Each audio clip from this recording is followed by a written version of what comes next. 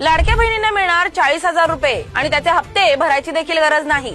व्यवसायासाठी कर्ज आणि आर्थिक सक्षमीकरण। महाराष्ट्र सरकारच्या माझी लाडकी बहीण योजनेत महिलांना व्यवसाय सुरू करण्यासाठी 40,000 रुपयापर्यंत कर्ज मिळणार आहे।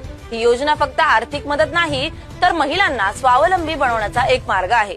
या योजनेत सध्या लाभार्थी महिलांना दरमहा 1500 रुपये मानधन दिलं जातं। आता सरकार बँकांसोबत मिळून या महिलांना व्यवसाय सुरू करण्यासाठी कर्ज कसे उपलब्ध करून देता येईल याचा निर्णय घेत आहे।